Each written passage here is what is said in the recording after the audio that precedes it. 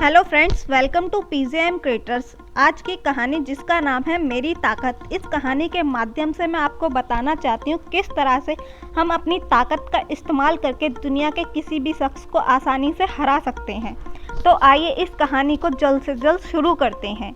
Japan के एक छोटे से कस्बे में रहने वाले 10 वर्षीय ओकायो को जूडो सीखने का बहुत शौक था, पर बचपन में हुई एक दुर्घटना में बायां हाथ कट जाने के कारण उसके माता पिता उसे जूडो सीखने की आज्ञा नहीं देते थे। पर अब वो बड़ा हो रहा था और उसकी जिद भी बढ़ती जा रही थी। अंततः माता पिता को झुकना ही पड़ा और वो ओकायो को नज़दीकी शहर के एक मशहूर मार्शल आर्ट्स गुरु के यहाँ दाखिला दिलाने के लिए ले गए। गुरु ने जब ओकायो को देखा तो उन्हें अचरज हुआ कि बिना बाएं हाथ का यह लड़का भला जूडो को क्यों सीखना चाहता है। उन्होंने पूछा, तुम्हारा तो बायां हाथ ही नहीं है तो भला तुम और लड़कों का मुकाबला कैसे करोगे? ये बताना तो आपका काम है गुरुजी, ओकायो ने कहा। मैं तो बस इतना जानता हूँ कि मुझे सभी को हराना है और एक दिन खुद मास्टर बनना है।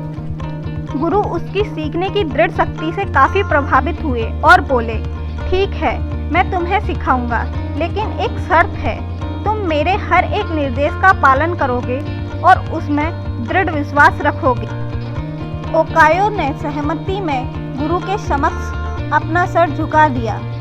गुरु ने एक साथ लगभग 50 छात्रों को जूडो सिखाना शुरू किया।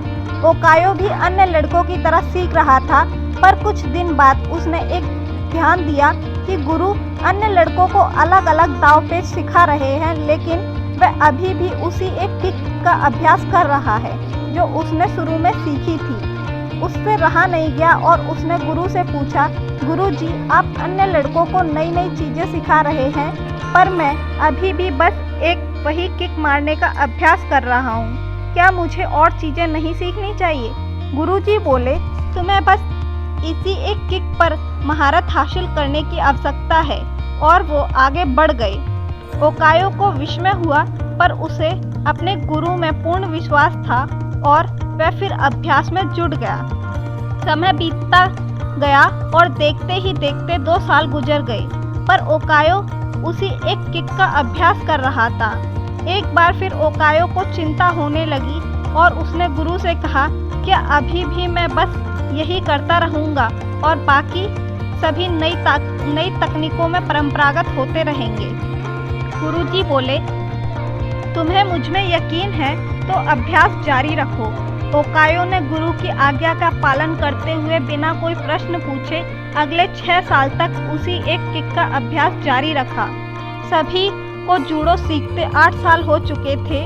तभी एक दिन गुरुजी ने सभी शिष्यों को बुलाया और बोले, मुझे आपको जो ज्ञान देना था वो मैं दे चुका हूँ और अब गुरुकुल की परंपरागत के अनुसार सबसे अच्छे शिष्य का चुनाव एक प्रतिस्पर्धा के माध्यम से किया जाएगा और जो उसमें विजयी होने वाले शिष्य को मास्टर की उपाधि से सम्मानित किया जाएगा।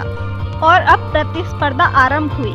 गुरुजी ओकायो को उससे पहले मैच में हिस्सा लेने के लिए आवाज़ देते हैं। ओकायो ने लड़ना शुरू किया और खुद को आश्चर्यचकित करते हुए उसने अपने पहले 2 मैच बड़ी आसानी से जीत लिए। तीसरा मैच थोड़ा कठिन था, लेकिन कुछ संघर्ष के बाद विरोधी ने कुछ क्षणों के लिए अपना ध्यान उस पर से हटा दिया। ओकायो को तो मानो इसी मौके का इंतजार था। उसने अपनी अचूक किक विरोधी के ऊपर जमा दी और मैच अपने नाम कर लिया। अभी भी अपनी सफलता से आश्चर्य में पड़े ओकायो ने फाइनल में अपनी जगह बना ली। इस बार विरोधी अधिक ताकतवर, अनुभवी और विशाल था। देखकर ऐसा लगता था कि ओकायो उसके सामने 1 मिनट भी नहीं टिक पाएगा। मैच शुरू हुआ। विरोधी ओकायो पर भारी पड़ रहा था। रेफरी ने मैच रोककर विरोधी को विजेता घोषित करने का प्रस्ताव रखा, लेकिन तभी गुरुजी ने उसे रोकते हुए कहा, नहीं, मैच पूरा चलेगा। मैच फिर से शुरू हुआ। विरोधी आत्मविश्वास से भरा हुआ था और अब ओकायो को कम आंक रहा था और इसी दंभ में उसने एक भारी गलती कर दी। उसने अपना गार्ड छोड़ दिया। ओकायो ने इसका फ़ायदा उठाते हुए 8 साल तक जिस किक की प्रैक्टिस की थी उसे पूरी ताकत और सटीकता के साथ विरोधी के ऊपर जड़ दी और उसे जमीन पर धराशायी कर दिया। उस किक में इतनी शक्ति थी कि विरोधी वहीं मूर्छित हो गया और ओकायो को विजेता घोषित कर दिया गया। मैच जीतने के बाद ओकायो ने गुरु से पूछा, सेंसेई, भला मैंने ये प्रतियोगिता सिर्फ एक मूव सीखकर कैसे जीत ली? तुम 2 वजहों से जीते, गुरुजी ने उत्तर दिया। पहला, तुमने जूडो की एक सबसे कठिन किक पर अपनी इतनी मास्टरी कर ली कि शायद ही इस दुनिया में कोई और यह किक इतनी दक्षता से मार पाए। और दूसरा कि इस किक के बचने का एक ही उपाय है और वह है विरोधी के बाएं हाथ को पकड़कर उसे जमीन पर गिराना।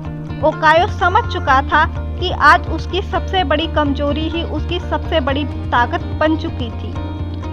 दोस्तों, इस कहानी से हमें यह सीखने को मिलता है कि ह्यूमन बीइंग होने का मतलब है इम्परफेक्ट होना। इम्परफेक्शन अपने आप में बुरी नहीं होती, बुरा होता है हमारा उससे डील करने का तरीका। अगर ओकायो चाहता तो अपने बाएं हाथ के ना होने का रोना रोकर एक अपाहिज की तरह जीवन बिता सकता था, लेकिन उसने इस वजह से कभी खुद को हीन नहीं महसूस होने दिया।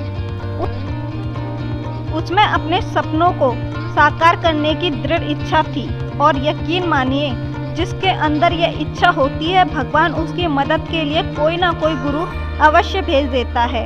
ऐसा गुरु जो उसकी सबसे बड़ी कमजोरी को ही उसकी सबसे बड़ी ताकत बना उसके सपनों को साकार कर सकता है। धन्यवाद दोस्तों। अगर स्टोरी अच्छी लगी हो तो हमें कमेंट के माध्यम से ज़रूर बताएं और साथ ही हमारे channel like, share and subscribe अवश्य करें। धन्यवाद दोस्तों।